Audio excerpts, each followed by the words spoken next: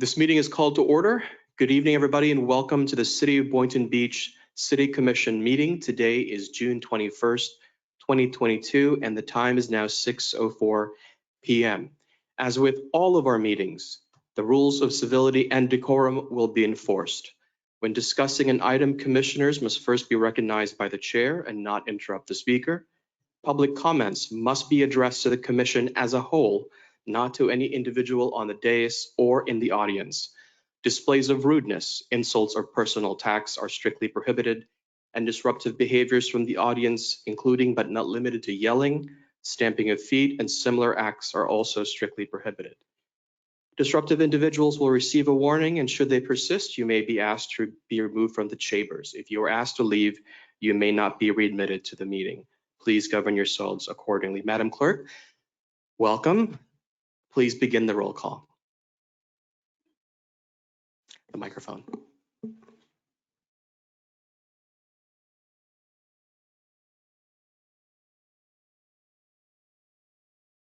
Mayor Penserga.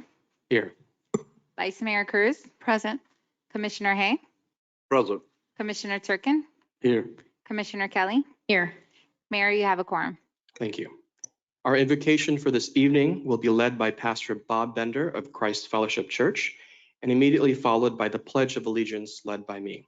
Let's all stand for the invocation and Pledge of Allegiance. Heavenly Father, I thank you that you hear our hearts, that you hear our needs, and that you give us life. God, I pray that you would give us wisdom and discernment. I pray for all leaders in the city of Boynton Beach at all levels, that you would fill them with your strength, with your wisdom, with discernment, and the ability to be able to manage with kindness, with good stewardship, and with hearts inclined towards you for guidance. God, continue to be able to help us to be a community that grows ever closer in unity and in love with one another, caring for one another, and carrying forward love, joy, peace, patience, kindness, goodness, faithfulness, gentleness, and self-control. May your blessing be upon us because we look to you.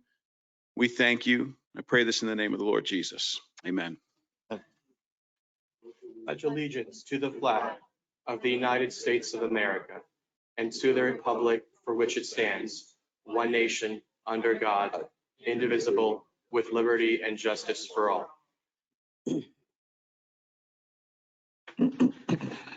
Thank you.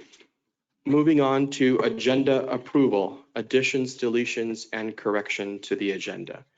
For myself, I do have a request to add under legal, so we can call it item 12C. It is a request for a shade session to update the commission on town square litigation. Our city attorney can brief us more when we get to that item. Another request I have is to add under future agenda, nothing today, but for future agenda, to have staff research our legal options to help mitigate the astronomical cost of rent, as well as to better protect tenant rights, just for staff to research that and bring us back some options so we can decide how to move forward. Are there any other additions, deletions, or corrections from members of the commission? I see Commissioner Turkin, your hand is up. I'd like to add to future agenda items, review of the red light cameras for the city. All right. We will add review of red light cameras to future agenda items. Are there any other requests? Commissioner Hay? Yes, I too would like to add future agenda discussion about June 10th, the federal holiday. Okay. You mean implementing it here in the city? Implemented here in the city. Okay. Juneteenth. And red light cameras. Are there any other additions, deletions, or corrections to the agenda? Yes, I do. Vice Mayor? I have two items. Number one, I would like to request consensus from all of us to get the agenda 1 week prior to the meetings. Do we have two people that agree on that? Yes. Okay. Anyone else? Yes. Okay. And then number two, I want to add to a future agenda discussion on the law by Leisureville for a potential park, and specifically to be used. I guess we can talk about that at that point. All right, so under future agenda, you said? Yep, future agenda. We'll put that as potential park at Leisureville. under future agenda. Okay, so I heard three things: red light cameras, Juneteenth to be considered a city holiday, exploration of a potential park at Leisureville, and we had consensus on moving on. Yes, I mentioned those, and as well as having the agenda provided to us earlier. Okay. Now, could we set that now, or would we rather have a separate discussion? City Attorney, do you have a recommendation if we have that discussion separately or set that now? Talking about whether to have consensus on the agenda. Whether or not, yes, but when to produce that? Should we say a week before, similar to the CRA? You guys you can talk about it. Right now, you're just doing additions. Why don't you, if you want to talk about it tonight, just put it on other. Let's put that to new business for today, Yeah. and let's hash out those That's details item- today, and we'll knock it out. That's the type All of right. thing you. Sounds good. So new business, agenda publication date, that's what we'll call it. Okay. Sounds good. Is there anything else? May I have a motion to approve the agenda as amended. To approve the agenda. Second. Amended. We have a motion and a second. All those in favor say aye. Aye. Aye. All those opposed say no. The agenda is amended. We're moving on to informational items by members of the City Commission. Commissioner Kelly, would you like to begin? I don't have any informational items, but I did want to, I wanted to thank the police department, in particular, Interim Chief DeJulio, on continuing inclusivity in the city, and they're encouraging community further. And if you haven't seen it yet, I'm talking about this. It's very, very cool inclusion. So thank you. That's all Commissioner I have. Turkin? I have nothing, but welcome, City Clerk. Happy to have you. For myself, I just wanted to thank the organizers of the Juneteenth event we had this past Sunday. Thank you to Tori Orr, Tiki Newton, and there was a whole bunch of others. I can't say all the names, but thank you all of you and the city staff who supported them. I think it's a great event that we're going to keep going moving forward. I was also just proud to be part of the mayor's roundtable earlier today. The mayor, Boca, Del Rey, and Boynton, we met for a roundtable to discuss all the exciting things that's happening in our various cities and how we can work together.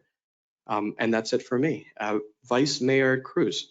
Nothing to disclose at this time. Okay, Commissioner. Hey.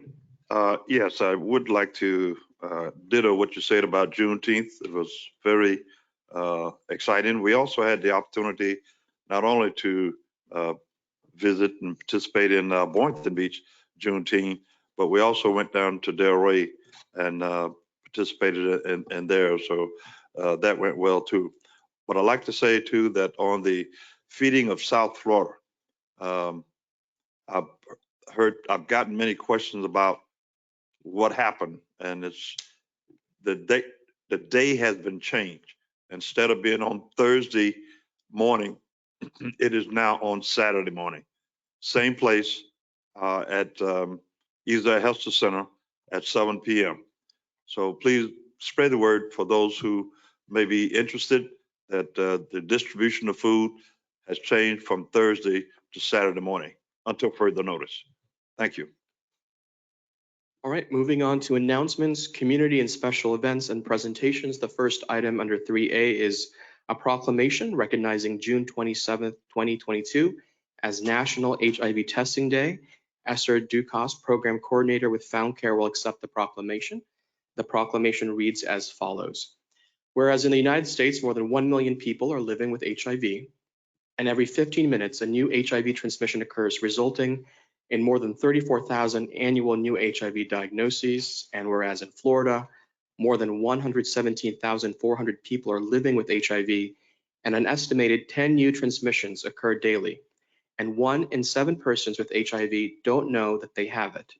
And whereas in Palm Beach County, more than 8,200 people, or 1 in 180 residents, are living with HIV, where significant new and highly advanced treatments deliver hope and enhance the quality of life for those who are affected, these considerable advancements can only help individuals if they know their status and are linked to life-saving medical care. Whereas this year marks the 28th annual observance of National HIV Testing Day on June 27th, and the Palm Beach County HIV Community Prevention Partnership and the Palm Beach County HIV Care Council. Through its partners are working together to provide HIV testing throughout Palm Beach County during the week surrounding National HIV Testing Day. Now, therefore, I, Ty Pensurga, by virtue of the authority vested in me as mayor of the city of Boynton Beach, hereby proclaim June 27th, 2022 as National HIV Testing Day. So I believe we have Esther Dukas. Is Esther available today? All right, come on up, Esther. Thank you so much. And if you'd like to say a few words. All right.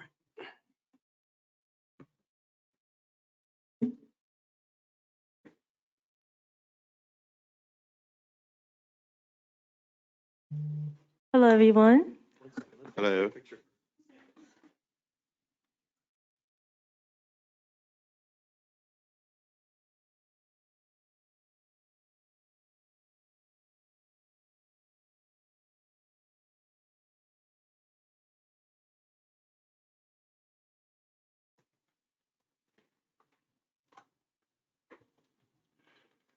Hello, everyone. My name is Esther. I'm the program coordinator at Found Care. Next to me is Rodney Roberts. He's also a program coordinator. And we want to announce National HIV Testing Day on June 27th. And on this day, we're going to be testing at 3 different local Walgreens locations: Lantana, Belglade, and Riviera Beach. So be sure to tell your friends and tell everyone, your family, to come out and get tested. It is important to know your status. And yeah. We would like to thank the city of Boynton Beach for recognizing this and joining us in unity to get people tested for HIV, and everything that you said on the proclamation is 100% true. So yes, thank you very much. Thank you, both of you. Thank you. My name is Rodney Roberts. Yes. All right, moving on to the next item, the City of Boynton Beach 4th of July event, the red, white, and blue with the waterfront view, will be on Monday, July 4th from 6:30 p.m. to 9:30 p.m. at the Intercoastal Park, which is 2240 North Federal Highway. Again, that's the 4th of July event. The virtual community input meeting for the Park System Master Plan will be on June 28th, 2022 at 6:30 p.m. If you would like to register to attend online, the website is available and will also be posted on our city website, so more information can be found there.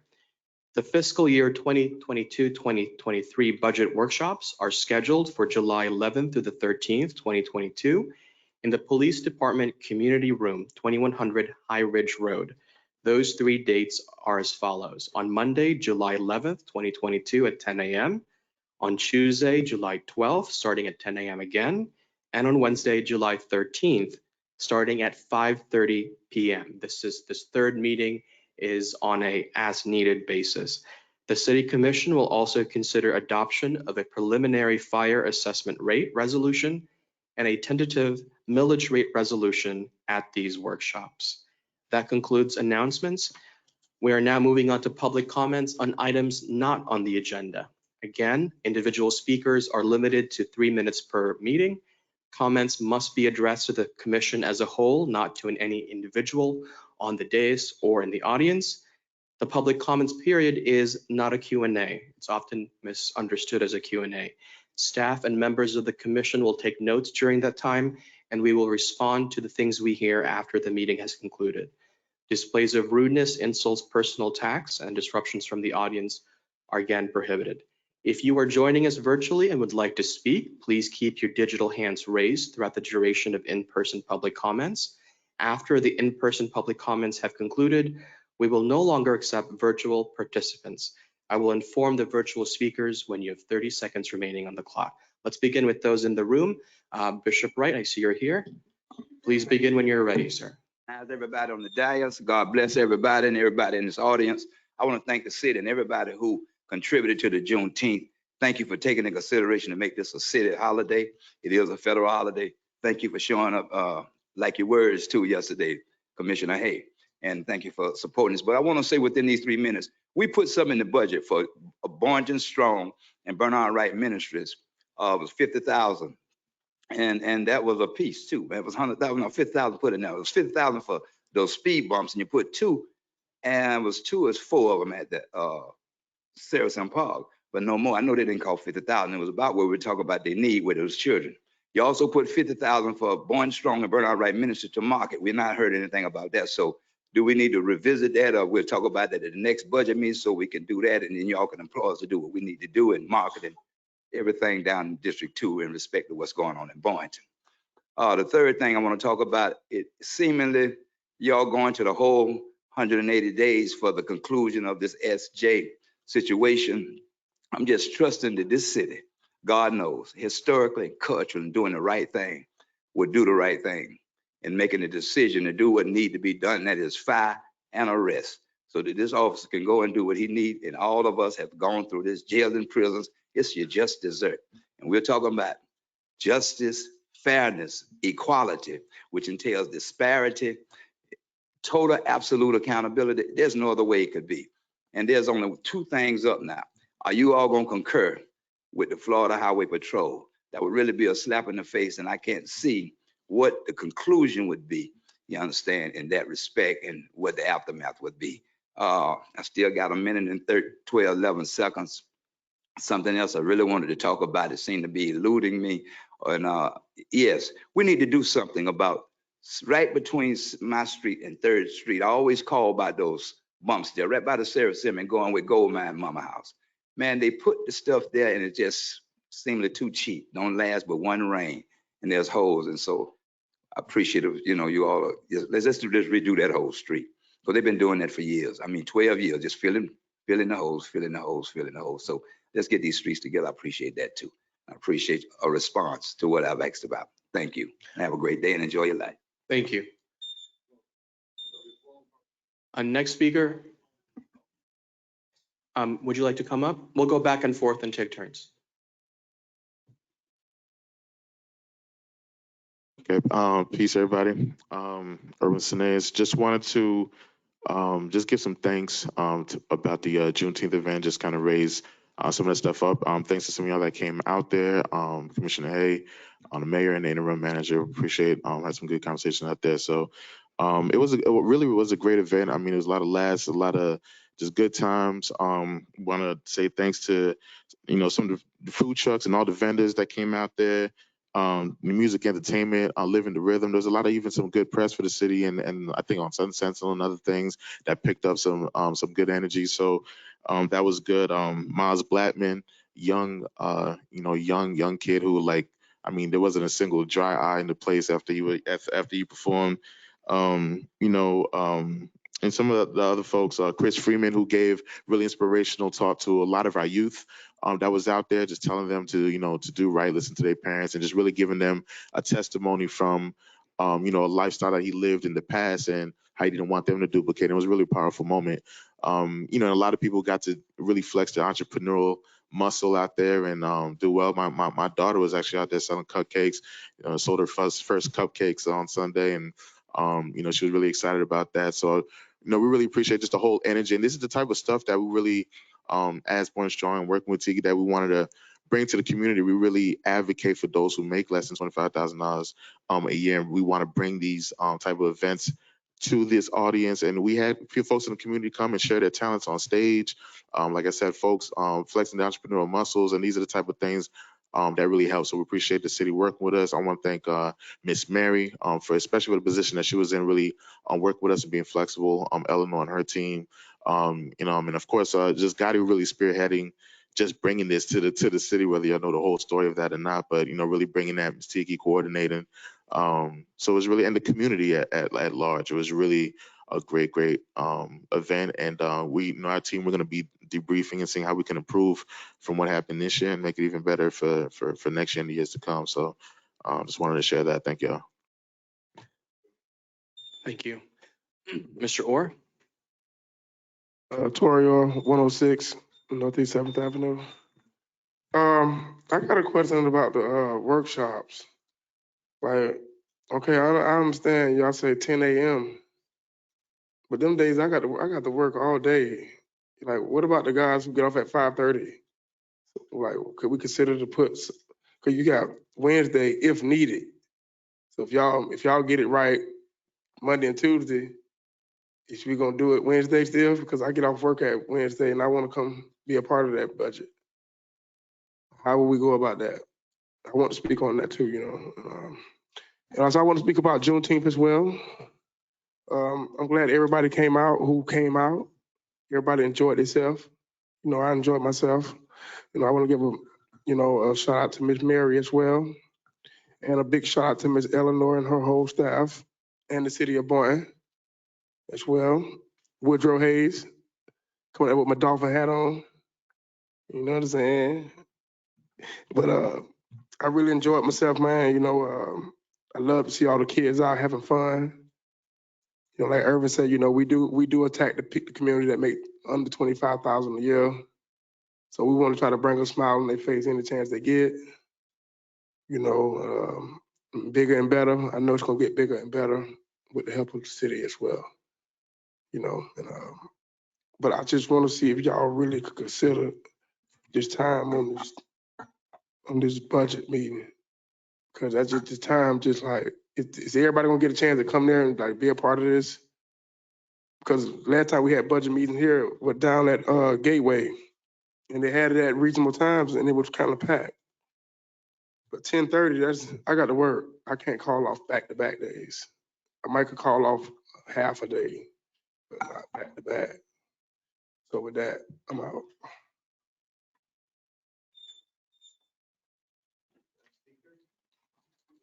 Begin when you're ready.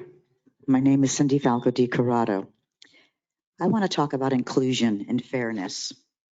We have a month to celebrate homosexuality and TBGQ. We don't have one to celebrate that represents me and the majority of the people here in Boynton Beach. And I find that to be quite unfair. No one's asking you not to have your day, but we want our month as well. I would really like you to look into September being heterosexual month, that we do groundbreaking celebrations, and we also put a flag in the street for $14,000. Let's be fair, okay? Because there's a lot of exclusion when only one group is represented, and we have not been represented. I do want to also go on in regards to this flag right here. I know you think that's the American flag, but it is not. It has gold fringe on it. It's an Admiralty, military, maritime, wartime flag. It was never approved to have gold fringe on it. And you can look this up yourselves. Just look up the gold fringe on your flags. It's to represent the corporation, not the United States of America. And I do have some things that you could look up. It is, let me read this to you. The gold fringe flag is not the same flag that is approved for our constitutional republic in the U.S. In the USA, Code Title 4, Chapter 1 and Chapter 2. The fourth color yellow is not approved in the code. Also, you will notice that the tassels hanging from the flag, these are also symbolic of admiralty law, which is the law of the sea. So wait a minute, you say, our flags that hang in our government buildings and courtrooms are actually representative of wartime in the law of the sea, admiralty law? Yes. We are in the fact functioning in a maritime admiralty law, and our court system is actually upholding a corporation that goes by the name of United States, but it's not the United States of America. In other words, we are not in a republic, and we are not dealing with the constitutional United States of America. Well, actually, the United States does have a constitution, which I believe that you, Mayor Ty, have signed to say that you're going to uphold the state's constitution, but not the United States of America constitution under the republic. And I think that someone might bring that up to you a little bit later. So I want to encourage everybody, do your due diligence, find out that we are being rogued, run by a false government, overshadowing our government, and we the people need to take it back and stand up and do our due diligence and do our homework. I also wanted to bring up about the no trespassing signs. What actually is that? We're not allowed to be on the property? It seems pretty crazy. I see no trespassing signs when I walk up onto the property here. This is our building. We paid with our tax dollars, and it should be looked at. Thank you very much. All right, Ms. Oyer, begin when you're ready. Thank you. Susan Oyer, 140 Southeast 27th Way. So every once in a while, I have to bring sad news to our city when one of our pioneer people die. And you guys probably saw my email. My aunt passed recently. So I wanted to read you from her obituary since she's one of the last of the original Boynton Beachers. Her name was Lois Patricia Dooley, Oyer Dooley. She was 93, lived in Tucson, Arizona. She passed away on June 3rd, 2022. She was born in Boynton Beach on November 17, 1928. She is preceded in death by her mother and father, Harvey Oyer Sr. and Frida Voss Oyer, and her brother, my dad, Harvey Oyer Jr., the former mayor, and Charlotte Oyer. She will be greatly missed by her son, Patrick, daughter-in-law, Jennifer, granddaughters, Emily and Caitlin, nephew, Harvey, nieces, Susan and Christian, extended family and friends. She graduated from Boynton Beach High School and went on to earn an Associate of Arts degree from Brevard College. You may not be aware she was 15, 16 when she graduated Boynton High. She's one of the first people to ever graduate early. She attended and graduated from the University of Florida, where she's a member of Alpha Chi Omega sorority and graduated from the College of Education. She earned a master's in education from the University of Arizona, would have had a doctorate, but she didn't want to finish her dissertation. She retired from the Tucson Unified School District in 1988. She is an avid reader, taught hundreds and hundreds of children how to read over her 32-year teaching career at Fort Lowell Elementary School and was Teacher of the Year. In retirement, she enjoyed traveling and staying active in her church. She also enjoyed playing bridge and bingo. Services will be this coming Monday, June 27th at Scobie Combs. Visitation starts at 10, the funeral service at 11. Everyone, of course, is welcome. In lieu of flowers, please remember her by gifts to your favorite charity. And I do have some time left, which surprises me. I hope to see some of you there. I want to concur with Tori. I've been coming to these budget meetings for close to a decade now. Commissioner Hay has seen me. They've always started on a Monday night. This is supposed to be transparency. This is supposed to be for the people, not for you. So you need to make it accessible. And having been one of the only members of the public attending these meetings for close to a decade, it's usually me and one or two other people, including Commissioner Hay, who goes to these. They need to be Monday night and they need to be in the evenings. And there's no reason they're not, other than you're trying not to be transparent and you're trying to hide the budget. Just like last year when you went through the budget at lightning speed and did a 3-day budget hearing in one evening, which was just absolutely appalling. That there's no excuse for that. This needs to be open. It needs to be transparent. The public needs to be able to participate as they have all these long years, and you all allowed for only one time of public speaking last year. We do not need that. We need to go back to the evenings, as Tori said, and we need to have public opinion brought forward. Thank you. All right. Any other in-person speakers, please approach the podium. Now is the time to do that. Then we'll move on to online speakers. Good evening, Council. Bryce Graham, National Network, Central Florida Chapter, Second Vice President. It is appalling to me when a leader comes into this city and offers their help in changing and getting change within this city. For 100 and something, 70 odd days, we've been coming here, and you all know the reason, demanding justice and change, not only for Stanley Davis III, but for this entire community who has experienced injustice. I sent the letter, email to the commission, you the commissioners, and thank you, Mr. Mayor, for getting back to me, but have not received a call yet. And so that lets me know that there is not even a lack of change on your mind, an inkling of change on your mind.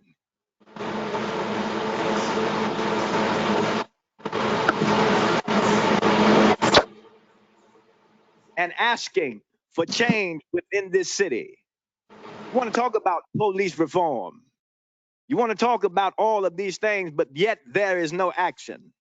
And so when you put action behind your words, then we can get something accomplished. And so I am here, as I have always been, to champion change within this city and lending my help and support in any way that I can. Thank you.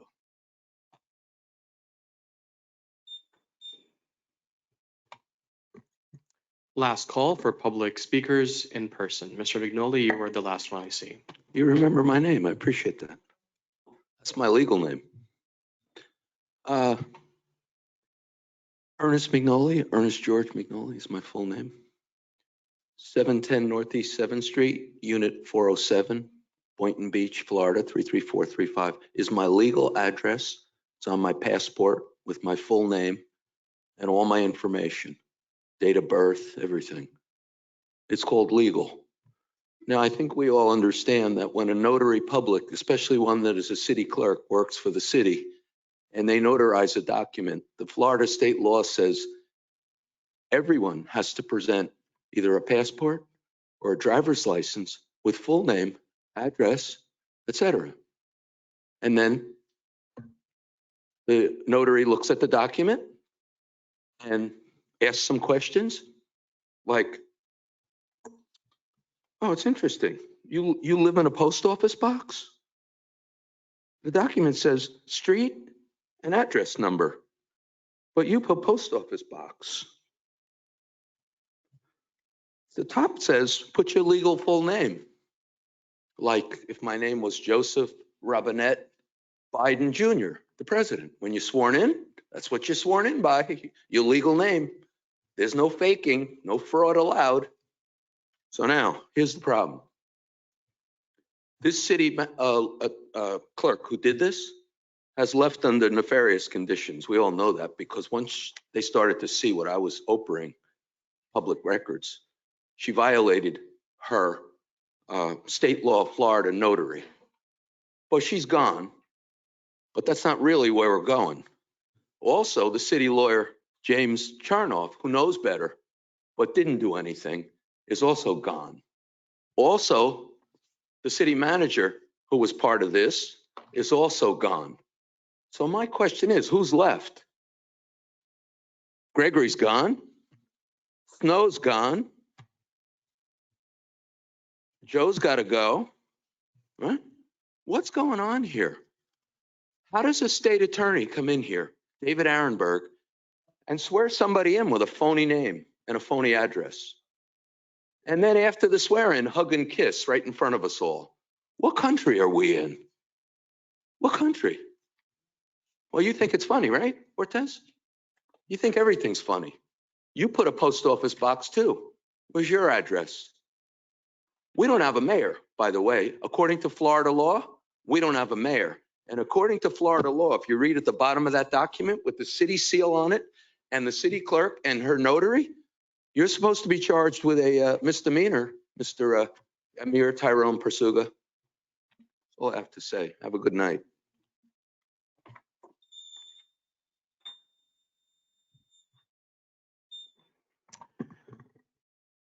All right, seeing no other in-person public speakers, we're going to move on to virtual speakers. Mani, could you tell me how many people have their digital hands raised?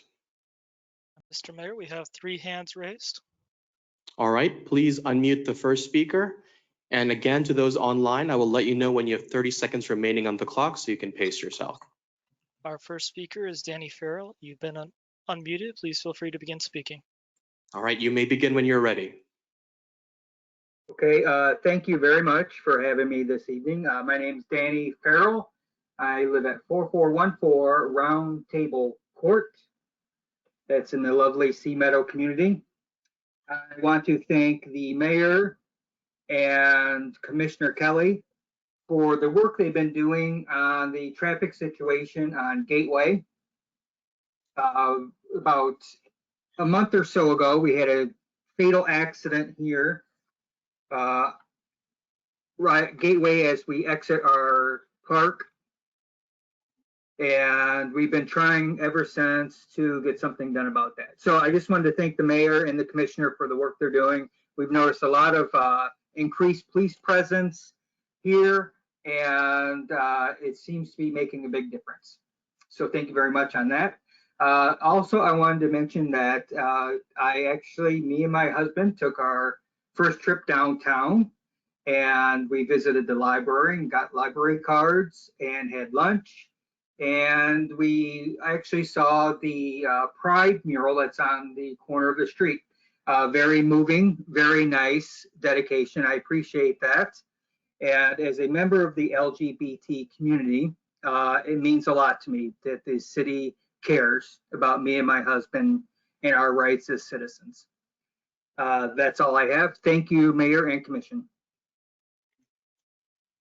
Thank you. Moving on to the next speaker. Mani, please unmute the next individual. All right, our next speaker is Ramona Young. Ramona, you've been unmuted. Please feel free to begin speaking. Good evening, Ramona Young, 101 South Federal Highway, Boynton. It is my understanding that there is a brochure sent out with the water bill, either monthly or quarterly. But if you happen to pay your water through another source, you don't get a copy of that brochure to tell you what's going on in the city. I'm wondering if the commission will give consideration and include people that don't live or receive personal water bills, is what I would say. Thank you. Thank you. Was there one more, Mani? Yes, there is. Stephen Grant is our last. You have been unmuted. You are self-muted. Please feel free to unmute yourself.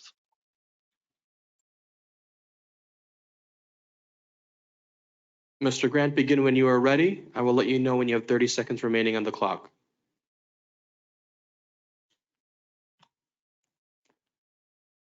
Going once. Going twice. All right, Mani, we're going to move on. Was that it? Just want to confirm with you before we close public comments. Yes, sir, that is it. All right, that brings us to the conclusion. Public comments are now closed. Thank you for your comments, everyone. We're going to move on to Section 5, Administrative. Appoint eligible members of the community to serve in vacant positions on city advisory boards. Let me pull up this document. On the Building Board of Adjustments and Appeals, we have no applicants. We do have an opening. Education and Youth Advisory Board, we have no applicants. Historic Resources Preservation Board, we also have no applicants and we do have vacancies. On the Library Board, no applicants with vacancies. And the Senior Advisory Board, we do have 2 applicants. The first nomination is from Commissioner Turkin. We do have 2 applicants. Would you like to make a nomination?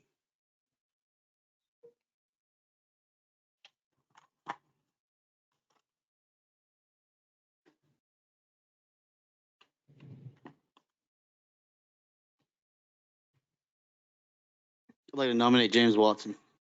Is there a second? Second. All right, all those in favor of appointing James Watson as an alternate for a 1-year term in the Senior Advisory Board, say aye. Aye. Aye. All those opposed say no. The ayes have it. The motion passes. Congratulations, Mr. Watson. The next appointment belongs to Commissioner Kelly, also for an alternate position for a 1-year term on the Senior Advisory Board. I will select Jane Deal. She is an advocate for seniors, and I'm excited that she moved back to Boynton so she can be on the advisory board. I've been kind of trying to get her involved for a while, so I'm excited that she finally is able to do that. She's a strong advocate for seniors. She works with them daily, and I think she would be a great fit for the city. That's excellent. We have a second? Second. We have a second. All those in favor of appointing Jane Garcia Deal, say aye. Aye. Aye. All those opposed, the ayes have it. Motion passes unanimously. That concludes administrative. Moving on to consent agenda. Let me take a quick look. Are there any items under consent agenda that any members here would like to pull? Commissioner Kelly? Mayor, I need to pull 6C, please. All right, 6C. Any other requests from the other members? All right, seeing none, may I have a motion to approve the remainder of consent agenda? So move. Second. We have a motion, a second, to approve the remainder of consent agenda. All those in favor say aye. Aye. All those opposed say no. The ayes have it. The motion passes unanimously. So item 6C is proposed resolution number 22-085. It reads, approve and ratify the collective bargaining agreement between the Palm Beach County Police Benevolent Association Police Captains and the city. Commissioner Kelly, this was your item. Yeah, I just wanted to disclose, I consulted with Palm Beach County Commission on Ethics, and under advisement, I am recusing myself from voting as my husband is part of the collective bargaining agreement that this affects. And I have the fully executed Form 1B for Madam Clerk. Excellent. Thank you for being thorough. Is there any members of the staff who would like to speak on this? Or Commissioner Kelly, did you have any other questions or? No. All right, staff, please approach the podium. Hey, good evening, everyone. Typically, I put a lot of thought into what I want to speak whenever I get up in public. Obviously, you try to be devoid as a police officer as much as you can of like emotion, things like that. But there's 5 people that I want to just give their names out, a little bit of historical context. My name specifically is Daniel Duggar. I'm a captain with the Boynton Beach Police Department. I've been there for 18 years. I've lived in the city. I've been a resident for 18 years. I reside in District 3. Raised my kids here. Born both Devon and Dexter in Bethesda Hospital. And kind of grew up through the ranks as a patrol officer, much like Chief DeGiulio did. Became a detective, detective sergeant, and last year took the promotional exam to become a captain. And the reason why I'm up here today is to pretty much provide some insight into this captain's contract. So for the longest time, the city as a whole has kind of, in my opinion, frowned upon the internal talent that we have as a city of Boynton Beach. I've been here 18 years. I've had multiple interactions with outside agencies, and I can tell you the city has some of the best talent that the county has to offer. So the point being is the city decided to eliminate a rank and install an at-will rank of captain. This happened under the watch of previous city manager Lori Lavieri. The reason why they did that was because they could then do external hiring at a lower wage, therefore muting any sort of interest sergeants or the internal talent that we had the ambition to climb the rank structure. So in essence, what that did was it pretty much allowed them to bring in outsiders that have no historical knowledge of the city, never answered a call on MLK, never been over to Ezel Hester, none of that. They have no knowledge whatsoever. So tonight, the reason why I'm up here is this contract represents a fight that 5 individuals had to take forth through the city. We got demoted, threatened with termination, over 100 years of experience that was going to be wiped off the whole face of the city. Why? Because we did not want more perversions to a rank structure and to a department that had already been hurt. So with that being said, I'm going to name 5 people. Mike Kelly, 24-year veteran of the police department. Myself, 18-year veteran of the Boynton Beach Police Department. 5 years as a military police officer in the Army. I do not have blemishes on my record, military or any other thing. But this isn't about me. John Bonifair, Chief Petty Officer John Bonifair, who's currently deployed serving our country. 30-year veteran of the United States military, demoted while on duty, while away overseas. Your predecessors allowed this to happen. So tonight, I just didn't want this captain's contract to simply be a vote and no one really knows the historical context of, we got to get away from the practice of looking on a sheet of paper and claiming someone's a paper champion. But then when they get in the ring, they get their ass beat. Because that's exactly what we've done. We look on a sheet of paper and you got a police chief that has been to the FBI National Academy, who has like master's degrees and all these other qualifications, yet they have no knowledge of the city that they're serving. So you got Paul Deal. Everyone in this room probably knows Captain Deal. He's a night shift watch commander. Blood, sweat, and tears in the street of Boynton. And I understand that we're not all perfect and that one drop of ink in the water can poison the well. And we want to sometimes gloss over the officers that we have, but that's not the case in this point. There's people in this room that I know that were part of the decision that they wanted to terminate all of us. So this contract tonight is the culmination of that. And I thank you guys for giving me the time to come up here and speak. Thank you. Thank you, Captain Duggar. May I have a motion to approve resolution number 22-085? So move. We have a motion. Is there a second? Second. And a second. All those in favor say aye. Aye. All those opposed say no. The ayes have it. The motion passes unanimously. Moving on to consent bids and purchases over 100,000. Are there any items that anyone would like to pull? Mayor, just a note, there was one recusal. And yes, there was one recusal. Thank you for that clarification. Seeing no request to pull any items under consent bids and purchases over 100,000, may I have a motion to approve the entirety of consent bids and purchases? So moved. Second. We have a motion, a second. All those in favor say aye. Aye. Aye. All those opposed say no. The ayes have it. The motion passes unanimously. We're now moving on to public hearing. This is proposed resolution number R22-087. Approve and authorize the Boynton Beach Community Redevelopment Agency to enter into a purchase and development agreement with 306 Northeast 6th Avenue LLC for the development of a restaurant located at 211 East Ocean Avenue for a purchase price less than fair market value. Do we have someone from staff to introduce this item? Mr. Stables? Yes, TWE is online. All right, our executive director for the CRA. I can speak to the item, Mayor. Okay. Andrew Mack, Assistant City Manager, Public Services. So as a part of the state statute, anytime the CRA is to dispose of property that's less than fair market value, they're required to bring that item before the governing body, and that's what this item is for. They are seeking to this governing body to allow them to enter that contract for a purchase and development agreement that will redevelop the 211 Magnuson House site into a restaurant. And that request came from the executive director, and we placed that item here for your consideration tonight. All right. Are there any questions from members of the commission?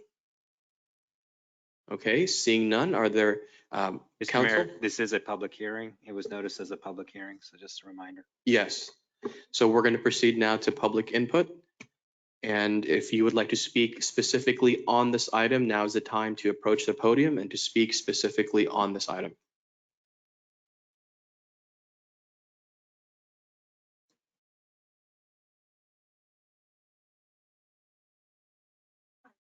One second, Ms. Oyer, 1 second. All right. Please begin. There we go. Susan Oyer, 140 Southeast 27th Way. I think it's only appropriate that you put up some even minimal kind of project information, because if you didn't go to the CRA meeting, how would you know about this? And I think it's inappropriate to move something like this and do something like this without the public actually seeing it at the commission meeting. Thank you.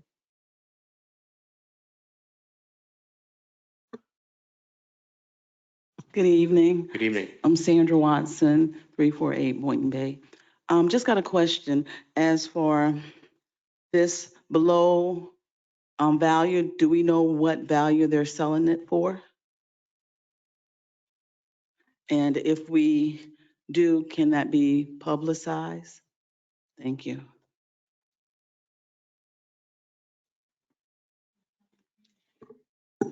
Is the Magnus House the one on the corner, or is it the one that's a two-story that's down the street a little bit farther?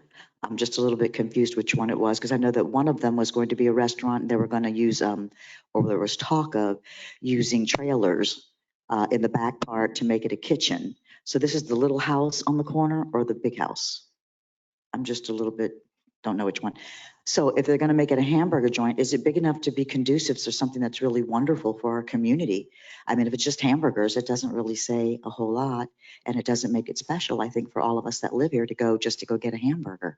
Just want to put my 2 cents in. I concur with Susan. I would like to see the plans, and I would like to have an input on it. Thank you very much. Cindy Falco DiCorrado. All right, thank you for those comments. Mr. Barber, could you please introduce yourself and your relation to this item? No problem. Good evening, Commission. Anthony Barber, 1920 South Federal Highway, Boynton Beach, Florida. Owner, operator, manager, Troy's Barbecue, West Palm Beach, Boynton Beach. This project is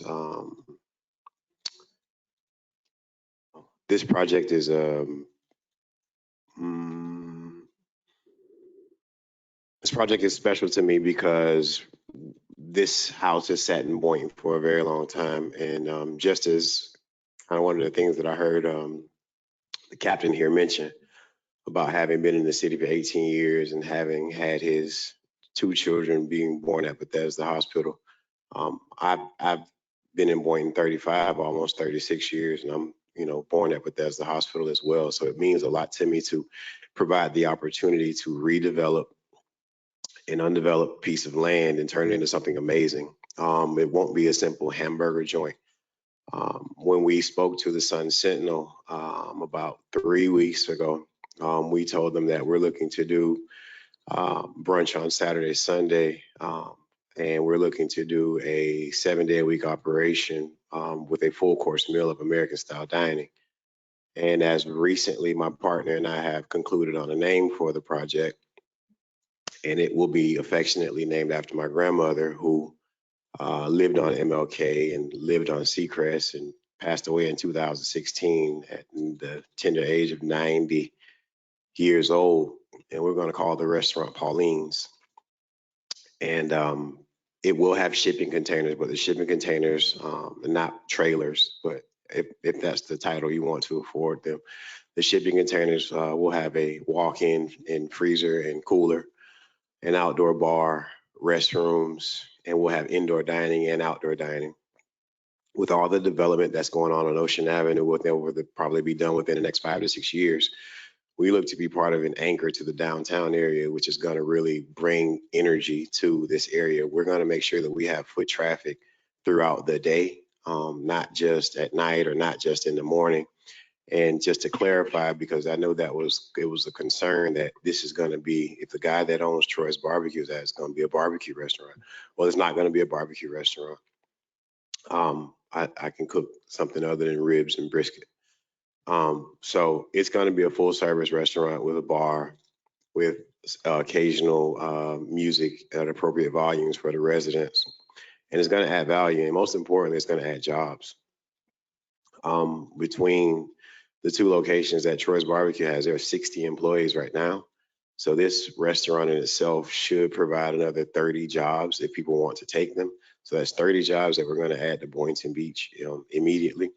The project shouldn't take any more than 18 months to conclude. We have plans, we have quotes. We have been pursuing this project since June of 2021, actually May of 2021, where I elected to remove myself from the CRA advisory board to eliminate any cause of conflict or collusion of the sort. This has been a project that has been turned hands a few times to a couple of different people that wanted to turn it into an Italian restaurant or this kind of restaurant or that kind of restaurant. And we feel that the shipping container path is the fastest way to success and to be open and operating quickly. The work that needs to be done on the property is very minimal. The house has a lot of work that needs to be done, but it isn't a deconstruction project. It is more of shoring up the foundations and the walls and the electrical. We've done our due diligence on the project. We know it needs to be done. And I have the finances available to do it without seeking a loan. If there are any questions, I'd be happy to answer. All right, thank you for you being here and investing in your city. We appreciate that. Members of the commission, do you have any questions? Commissioner Turkin, I see your hand is up. No, I don't have any questions. Your restaurant's great. I'm from Georgia originally, and I got to say, this is the best barbecue that I've had in Florida. Thank you, man. I appreciate it. It's all my dad's recipes. Can we get them? Well, he's in Georgia. You can call him and get him. No, I think we need to get something done. You know, you've touched on every point that this commission looks at, which is local jobs and vision. You know, vision for downtown that's growing. And also, you know, I think the big thing is you don't need to seek the financing, which is great. You know, we don't have to worry about some things that have happened in the past. Correct. So I like this. I think these plans have been available for some time since the agenda did come out. And so my position is I'd like to move forward. All right, thank you. Commissioner Hay? Yeah, I just want to say to you, congratulations again. I think it's high time that we invest back into our own community, with especially minority entrepreneurs like yourself. So I'm looking forward to having my private table on that big day of opening. And I'm sure it's going to be a great celebration, and it's going to be an asset to this community. Yes. Okay. So I thank you for everything that you've done. Keep up the good work. Thank you. All right, any other questions from the commission? I just wanted to just thank you for coming out tonight, and I've been watching through the CRA meetings and knowing this project was coming up, and you have crossed every T and dotted every I. You picked a great business partner for this project. I'm excited for that house to get restored and to bring that part of Ocean Avenue back to life. So I'm excited about it. And I love the name. I think it's cool. That's great. Thank you. All right, we have any questions or comments from staff? Mr. Mack? Thank you, Mayor. Andrew Mack, Assistant City Manager, Public Services. Just wanted to make sure that we clarify that we're not approving a site plan tonight for the public, that this will come back through our site plan approval process, and they will have seeking public input at that part, and the public can comment and make comments at that time. And for me personally, I agree, this is a long time coming. I've seen the 3 different vendors, and having Mr. Barber take this site is a wonderful thing. I appreciate that. Thank you, Mr. Mack. We have met with Mr. John Kunzman, and we have plans to reschedule more meetings with him to kind of go back through our plans and make sure that we're still doing things the right way. But even with those meetings and timeframes, we still feel very confident that we can reach our goal of 18 months to be open. Excellent. All right, having heard from the public as well as the applicant, may I have a motion to approve resolution? Motion to approve. Second. All right, so once again, may I have a motion to approve resolution R22-087? May I have that motion? So moved. Second. And we have a second. All those in favor say aye. Aye. Aye. All those opposed say no. The ayes have it. The motion passes unanimously. Congratulations. This is one of many steps, sir. So thank you again for investing back into your city. We appreciate what you're doing. Moving on to item 9, city manager's report. There are none. So we're going to proceed directly to item 10, which is unfinished business. As requested by the City Commission, staff will be presenting additional information regarding the city's park level of service standard. Staff, do a presentation on this item? Yes, sir. Right. Casey's on his way up for that.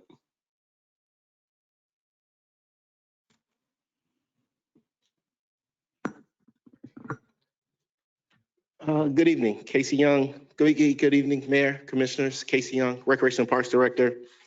I just want to thank you for this opportunity to assist in presenting on the level of service for the Boynton Beach Parks and how the Park System Master Plan will impact the future of the level of service for the city. A kickoff meeting was held for the Park System Master Plan with the project consultants 2GHO Inc. and Perez Planning LLC on April 28th. Since the project kicked off, we have held 3 community meetings, allowing the community to provide input on the project. 1 steering community meeting that provided public the opportunity to voice their opinion on the future of the park system plan and what it should look like in the next 10 years. The consultants during the community meetings are in the process of collecting and analyzing the information received. The final community meeting will be held virtually on June 28th, which was announced tonight, that will allow anyone to participate and provide input on the park system master plan. The steering committee will meet 4 times. Oh, I'm sorry. Could you move the slide for me? Next slide, please. Yes. The steering committee will meet 4 times during the process, along with focus group meetings with various groups and individuals that will include elected officials, city manager, advisory board members, and community stakeholders. The meetings are in the process of being scheduled. Next slide. I also wanted to provide an overview, a brief overview of the Park System Master Plan planning process. There are 5 steps. We are currently moving into step number 2 of this process with our consultants who are working on finalizing the needs assessment survey that will be delivered to randomly selected residents. The surveys will be used to develop a statistically valid needs assessment report. Residents not selected to participate in the needs assessment will have the opportunity to participate online with our online surveys on our project website, reimaginerecreationboynton.com. The needs assessment will analyze the city's park system level of service, which includes acreage level of service, access level of service, quality level of service, and financial level of service. The information collected will also be compared and benchmarked to neighboring cities and cities of similar size and population. Step 3 is the visualizing step, where a plan for the next 10 years is developed, followed by implementation strategy, where funding for the visioning plan will be discussed. The final step, step 5, the consultants will present the Park System Master Plan to the Commission for adoption. The plan is tentatively scheduled for completion by February of 2023. I will now turn over the presentation to Amanda. Good evening, Mayor, Vice Mayor, Commissioners. My name is Amanda Radigan. I am the Planning and Zoning Director. Could you please proceed to the next slide? So this is just a recap from the last presentation we did. The level of service for parks is housed within the city's comprehensive plan. Our current level of service is 2.5 for every 1,000 residents. This is of strictly developed parks. It does not include things like undeveloped parkland, private golf courses, conservation or preservation land, or bodies of water. Next slide. At the last meeting, the City Commission requested that we do a 1-for-1 comparison to the city of Boca Raton. So in this chart, you can see the acreage categorized for the city of Boynton and Boca. First, I'd like to point out that the city of Boca is more than twice the size and has about 12,000 additional residents. So per area, we are much more dense than the city of Boca. As far as city developed parks, Boca Raton has 374 acres approximately, and Boynton Beach has 231. Now this is where it gets interesting. Under the next line where it says developed parks by other agencies, this acreage, parks that are from the county or within the greater Boca Raton Beach and Park District. The district includes all of the city plus some area which is outside of the city limits. It is completely funded outside of the city budget and owned outside of the city municipality. When you compare this acreage and the county acreage, you're looking at 380 acres within Boca, which is more than the city acreage, and you're looking at about 66 acres within the city. So this acreage includes Calusa as a county-owned park in the city, and the acreage in Boca includes Sugar Sand Park and Gumbo Limbo. So trails, as you go down the chart, you could see we're at Boca's at 17 acres, we're at about 11. Golf courses, their municipal golf course is about 26 acres. Ours is 150. Planned parks, 319 versus ours 96. Planned parks from other agencies, you have 280 acres and we have 0, meaning there is no district or outside investment happening. The county doesn't have more parkland here, and we don't have a district that's funding additional parks. So if you look at the total LOS at the end of this analysis, you're looking at a rating of 15.34 for Boca and 9.26 for the city. Could you proceed to the next slide? Now, this slide shows if we remove outside investment from the district and the county, the level of service changes drastically from 8.14 to 8.43. Next slide. I'm available to answer any questions if there are any. Thank you, Amanda. That was enlightening, showing the comparison of including those other parks and not including them. And I can see the comparison is much more closer. Questions or comments from members of the commission? Commissioner Turkin, I believe this was your request. I want to make sure I give you first priority to ask your questions. Thank you for taking this on. So the big gap here that I see where Boynton is over Boca, if we look at this chart, it's that golf course. What does it look like if we don't include the golf course for both cities? I'd have to redo the math fairly quickly, but it would change. For example, drastically. Yes, it would. And again, when I'm trying to pair our acre apples to apples, I'm trying to be fair, because if you also look at the next line, schools, there is also a drastic difference. 12 acres for Boca and 185 acres for our city, Boynton Beach. We included, and as I believe Boca does, we include all schools that we have an ILA with, which is an exchange agreement, meaning we can use their facilities and we can use ours. I cannot speak to why Boca's is so low. But again, I was trying to do a match to match comparison, but it would absolutely change. And this math is fairly simple. You add the acreage and you divide by 80 for Boynton Beach and by 92 for Boca. Yeah, I know how to do math. Oh, no, I know. I just don't have a calculator to do it for you. Thank you. We'll follow up on this after I do some math. All right, thank you. Any other questions or comments from members of the commission? Hearing none, Mr. Addis. Oh, Commissioner Hay, you have a question? Yeah, I was thinking about what you said earlier. You're saying that for every 1,000 resident, you have a 2.5 acre park? Yes. So we have like 80,000 residents in the city of Boynton? Yes. 8,000 park? What am I missing here? It's 2.5 acres for every 1,000 residents. 2.5 acres per 1,000 folks. Okay. We have 80,000 in Boynton. That's a lot of parks. So for our current LOS, if we go. Go ahead. For our current LOS, our acreage, our LOS is 2.5. We are currently operating at 2.89 acres per 1,000 residents. Okay.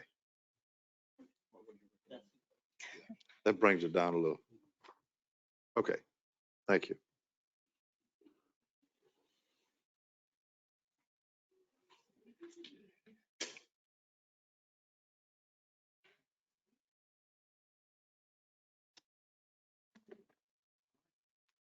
All right, thank you for that.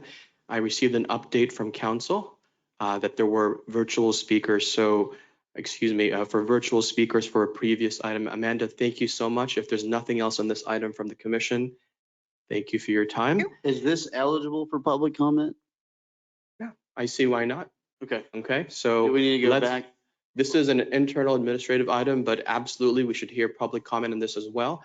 Ms. Oyer, before you begin, I just wanted to make the announcement. I received a notice from council that there were virtual speakers that I was not aware of regarding item, let me, 8A. I want to make sure that we give the virtual speakers an opportunity as well. So let's hear for public comments on this present item, then we'll go back to 8A if there's no objections from my colleagues. For the folks I that can were wait. virtual. Exactly, for the folks that were virtual. Ms. Oyer, please. I'm begin. fine waiting if you need to. No, but you're already here. Let's begin. Let's take care of this item. That was a 10-foot walk, but thank you. Susan Oyer, 140 Southeast 27th Way. Thank you, Commissioner Turkin, for bringing this up, as I have brought this up repeatedly over the years. This really makes our city sound, wow, great. We're at 2.89 acres per 1,000 people, but you didn't mention how many acres are required in Boca, or did I miss it on the slide? Because aren't they 15, 16 acres per 1,000 people? Ms. Oyer, Yes, public comment. I know, I'm sorry, but all right. that's, Yes, it was something 15. that you all need to consider when you're looking at this is, Delray's 12, 13 acres per 1,000 people. We're 2.5. We are the third biggest city in the county, and this is embarrassing. I want to know, what all the cities have. I think that's important. If we're going to compare apples to apples, we really should be looking at what every city puts forth. And it really should be West Palm, Boca, us, Delray, because we are the 4 largest cities, and that would be comparing apples to apples. I also want to know why we aren't reaching out to our county and our businesses, asking for them to put in more green space. I mean, look at this Camelier Project, Bank of America, whatever you want to call it this week. They were supposed to build that park years ago. I was sitting in these meetings in the chambers when they promised to build that park. Bonnie Miskell said, yes, we will build a park whether this project goes forward or not. I'm sorry, I still don't see that park that's supposed to benefit the downtown and benefit the people. So I really think you all should be looking at this, because obviously I'm not going away anytime soon unless I win that Mega Millions. So you're going to be listening to me and listening to this come up year after year after year. And I will bring it up constantly till the next commission's in place and something finally gets done.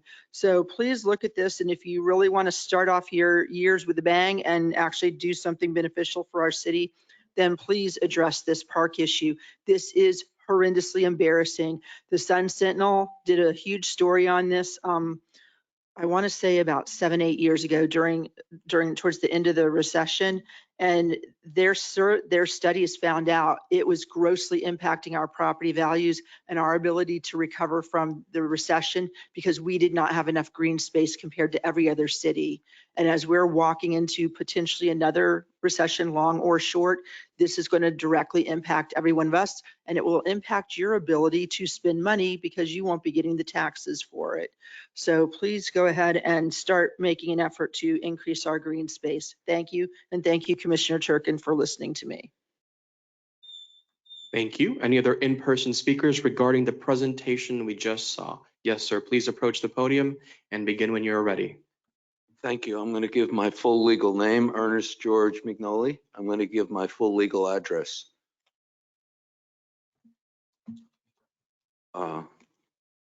710 Northeast 7th Street, Condo Unit 407, Boynton Beach, Florida, 33435. I'm in District 2, so Commissioner Hay takes care of all the problems in my area, like the parks and all the green space we're talking about. That's why all our parks are all polluted, sinking, right? And then this board, this CRA board, which is made up a lot of the mayor and commissioners, right? You're approving things and you don't even have a legal mayor. And then here's what I'm going to talk about. Everybody wants green space. How many people were here the other CRA meeting when you approved for Publix to put a 675,000 square foot diesel truck warehouse right next to the schools, their community, and the park. You know how thick and black with evil smoke that place is what's causing? And you got a school right there. And that's, I'm trying to think, who was District 4 Commissioner? Who was the District 4 Commissioner? Who was that? Who was the District 4 Commissioner? Who? Questions need to be directed to the commission as a whole, not to the Okay, audience. Yeah, I think it was Amir Tyrone Parsaga, wasn't it? Yeah. AKA Ty. So then when I'm at the meeting, you guys try and squash questions all the time, like you do here, right? And then they go on, oh, it's Publix. And then here's what's interesting. This cost me thousands of dollars. I found out every single penny that you all got for donations from who? It's loaded with developers, realtors, all the people that you make major decisions for. And it's here in black and white, Oprah Records. You can't deny it. You can't deny it. It's a disgrace. And you know, you got to feel for these people, these police and stuff. What you're doing to their contracts with this guy up here, this fake fireman up here, you're destroying the city. I sit in the meetings and listen to him connive. Sir, your comments have to be about the item. It is. In other words, this person You will not attack anyone I'm not on attacking. this dais. You know what? I'm not attacking anyone. Return I to can't the make a item, public sir. comment? On the item of the parks. It is about the parks. I'm saying all these things that you're approving are affecting the amount of green space that we have. Don't you get it? Thank you. Your time has expired. Are there any other in-person speakers regarding the presentation we just saw? Hearing none or seeing none, I'm going to move on to any virtual speakers regarding the presentation we just saw. Staff, do we have any virtual speakers for this item? Mr. Mayor, we have 3 hands raised. I will All unmute right. the first, which is Barbara Reddy. 1 second. For those virtual, Ms. Matos, did you want I'm to make a sorry, I comment? believe those 3 speakers are on item 8A. Okay. So I don't think that they're for the current item. Okay, so, all right. So what we'll do is if you would like to, let's go ahead and let's double check. I want to make sure they have an opportunity to speak on this item if that is their intention. For those virtual speakers, let's begin, Manny, unmute one of them and let's see if they want to speak on this item or an 8A. If you are waiting to speak in 8A, let's please wait until we go through all the speakers for this item. Okay, Mr. Mayor, I have no new hands raised. I only have the 2 current hands raised, which were also raised for the previous item. So would you like to just Yes, would you like to proceed? Let's unmute them and let's see if they want to speak on this item. It's kind of hard to tell when everything is all virtual. I understand. Okay, our first speaker is Barbara Reddy. Barbara, you've been unmuted. Please feel free to begin speaking. Yes, thank you very much, Manny. Thank you, Mayor, for giving us the opportunity. I just want to say that it's wonderful that we're thinking about doing an upgrade on our parks. And if you wanted me to talk about the parks, I can talk about the parks. But the other topic that I wanted to speak about was the Magnuson. I don't know if you wanted me to. We'll circle back to the Magnuson. All right, Okay, thank you. fine. All right, well, let's unmute the next speaker and let's see if they're here to speak for this item. Okay, our next speaker is Danny Farrell. Danny, you've been unmuted. Feel free to begin speaking. All right, Danny, are you speaking on this item or item 8A? 8A. All right, that concludes public comments for this particular item. Let's open it up now for 8A. Danny, you already are unmuted. Let's begin with you. Okay, Mr. Mayor, I have one other hand raised currently, which is Ramona Young. So let me just unmute her real quick.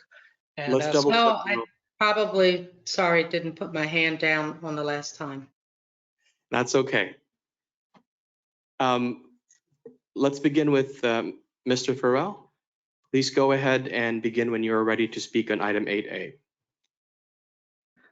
Yes, I just wanted to comment that being new to the community, I was really kind of disappointed in our dining options and everything in the downtown area. Now, I did enjoy the Hurricane Alley where we ate at. being dog friendly and all. But I think this is going to be great for our downtown area. We need to encourage more of this development down there and get our downtown more vital, getting people to come in from outside of the downtown area to enjoy the city.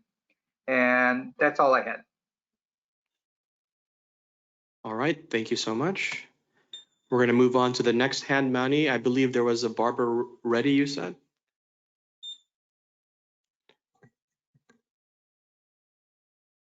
Barbara, you've been unmuted. Feel free to begin speaking. Thank you very much, Manny. Thank you, Mayor. I did want to speak with regards to the Magnuson project. I'm very glad that it's being saved, and I'm glad that we're going to have a restaurant in there. But in reading the backup information in the draft format, I had a few concerns about the wording in the drafting. I'm glad that the warranty deed states that it must remain a restaurant for 20 years. But then a couple of pages later, it gives the new owner permission after 7 years to remove the historic designation and potentially demolish or move the Magnuson.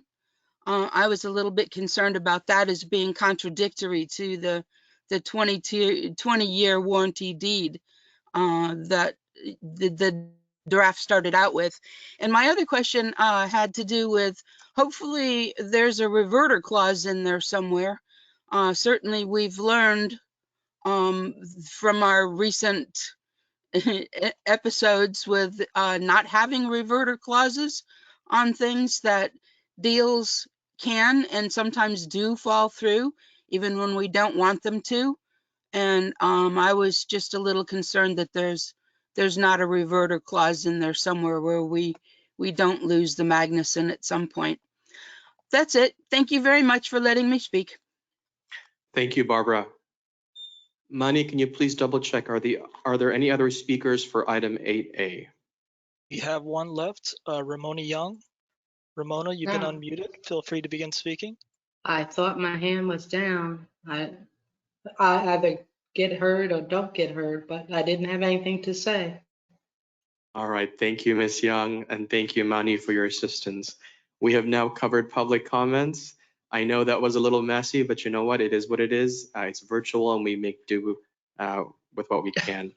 Moving on to item 11, new business. For today, we added a new topic, a discussion on the publication date of the agenda. Vice Mayor Cruz, you asked for this item to be added. Would you like to begin? Sure. I was thinking about how many of us on this board work full-time jobs. I think that sometimes getting the agenda on a Thursday or even a Friday and then having a meeting on a Tuesday is not enough time for us to really read through all these contracts. Sometimes they're very lengthy and very detailed, and I want to make sure that we're putting our best foot forward to make decisions responsibly for the city. So with that being said, I think that if we have the agenda ready a week before the meeting, then we'll have more time to make more educated decisions and just to read everything thoroughly. Any other questions or comments? Commissioner Turkin? No, I agree with you, Vice Mayor Cruz, not Cortez, Vice Mayor Cruz, that, I think it'd be helpful a week before. I couldn't agree more to both of you. Are there any questions or comments? No, I agree with everyone that the more time that we have to go over the agenda and prepare, it's helpful. So thank you for Commissioner Cruz for bringing this up. Commissioner Hay? Yeah, I agree, but I'd just like to know what the impact on staff would be to do a week early,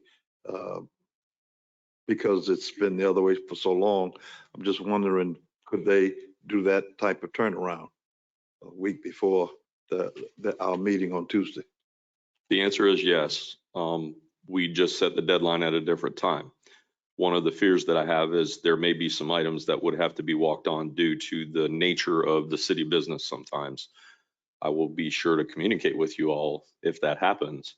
But that's my biggest concern, having a bunch of walk-on items, because when you have walk-on items, you really don't have the time to read it and digest it. So we really need to keep that to a minimum. I'm willing to try, because my other cohorts are willing to go along with this, but that's a major concern of mine, is these walk-ons. I do not like them. I understand 100%, and speculatively, I don't believe there'll be a lot more walk-ons. Sometimes city business requires us to do that, though, as you Understood. know. We have talked about this as staff, and putting hard deadlines is exactly what is underway right now. Moving the deadline a week back, while it may be a little onerous in the beginning, it will be accepted practice by the time we're done, I believe. So I don't think that'll be a great difficulty, and we can certainly pivot and do well. Okay. Yeah, and also, since we changed the meeting to 6 o'clock, as we did in the CRA, just having consistency. I know with the CRA meetings, we're also having it, is it 1 or 2 weeks back? So it just makes sense for that. Need a motion? Excellent. Can I have one point of We have a, clarification? yes, go question? ahead. In terms of effective date, can we maybe do the second? First of all, this is great. I'm all for it.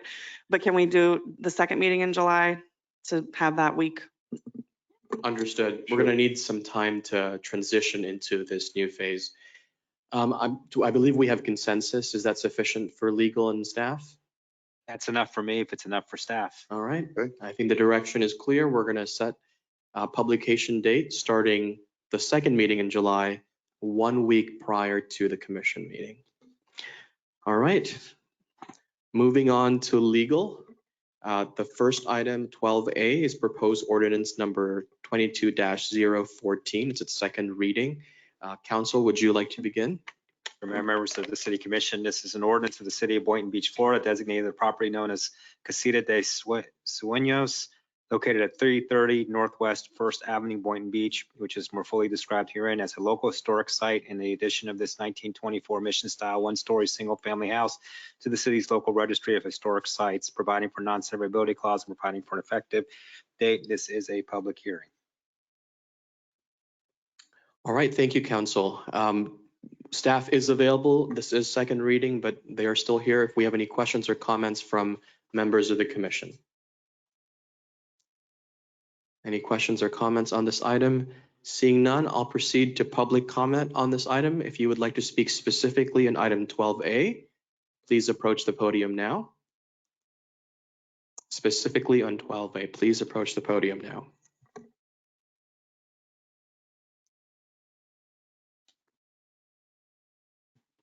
My name is Ed Bradley. I'm the applicant in this, and I did notice one thing in the agenda, that you had my name wrong. My name is Edwin Bradley, not Edward. The application and everything is in Edwin Bradley, so I don't know if that makes any difference or not, but I just wanted to point that out. And I just want to also commend the city for this program, because I think it's an excellent thing to have, keep these. I thought when I bought the house, it was built in 1920, and I was disappointed in 2020 that I didn't get to have a birthday party for the old house, Casita de Sueños.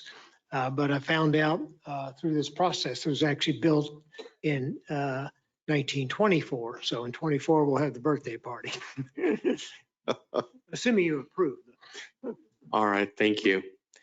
Again, any other public comments on this item? Now's the time to approach the podium.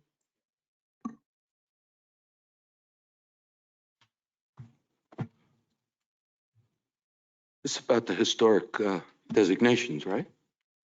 Oh, you're not allowed to answer a question. I'm going to give my full legal name, full legal address, okay? Ernest George McNolly, 710 Northeast 7th Street, condo 407, Boynton Beach, Florida, 33435. You do know using a non-legal name and a post office box doesn't allow you to do anything in this city. So, especially when there are thousands of pages showing collusion and conspiracy between Sir, these. I'm going to stop you right here. I'm going to ask Not you allowed to stay on item 12A. I am. Would you stop interrupting me? I need to hear you. I don't bring care what you relevance need. to your Stop comments. interrupting me. Sir, this is your second warning. You either speak on item 12A or you do not speak at all. I am. Please The his- proceed to okay. speak on 12A. Okay. The historic designation that you're talking about is part of all of that I have proof is collusion and conspiracy between the people making these decisions, approving them at the boards, using the city lawyer and all these developers and business people. And that's why you just keep getting away with it. You're deciding, I want this historical. No, I want that historical. I want this, that. This thing should not be approved. Nothing should be approved. All right. Any other public comments? Ms. Oyer? Sorry, I wasn't going to speak to this. Susan Oyer, 148 Southeast 27th Way. I sat on the Historic Preservation Board for years and years. This is very important that we make this happen. We've been trying, when I was on the board years ago, we're even trying to get the neighborhood to step up and do historic designation. This is important for our city. We're one of the few cities that does not have an active, big, growing, participating historic neighborhood. And these houses are historic. They are, my grandfather helped build a lot of these houses. And, you know, that's an awful long time ago because he died when I was a child. And he was one of the original builders in these old houses. There's so few left. Let's take what we have and keep it and enjoy it and make it last for years to come. And there's so many benefits to this. And please vote for this. Thank you for your time. Thank you, Ms. Oyer. Seeing no other in-person public comments, Mani, do we have anybody online to speak on this item? Mr. Mayor, we have no hands raised at this time. All right, thank you so much. Public comments are now closed. Are there any final questions or comments from members of the commission or staff? Seeing none, may I have a motion to approve proposed ordinance number? Motion to approve. Okay. Second. We have a motion and a second. City Clerk, would you begin the roll call vote, please? Commissioner Hay, Aye. Commissioner Turkin, Aye. Commissioner Kelly, Yes. Vice Mayor Cruz. Aye. Mayor Pensurga. Yes. In a roll call vote, the motion passed unanimously. Thank you, Madam Clerk. We're going to move on to 12B, proposed ordinance number 22-016. It is the first reading, Council. Mr. Mayor, members of the City Commission, an ordinance of the City of Boynton Beach, Florida, amending Chapter 18, Article 4, Pensions and Firefighters, amending Section 18-180.2 of the City Code governing firefighter pension COLA, amending Section 18-194 regarding the firefighter drop program, providing for inclusion in the code, providing for severability, providing for repealer, and providing for an effective date. All right, thank you, Council. Welcome. We do have staff available. Again, do we have any questions or comments from members of the commission on this item? All right, I do have a question. Yes, Commissioner Can I Turgan. get some elaboration on the fiscal impact of this?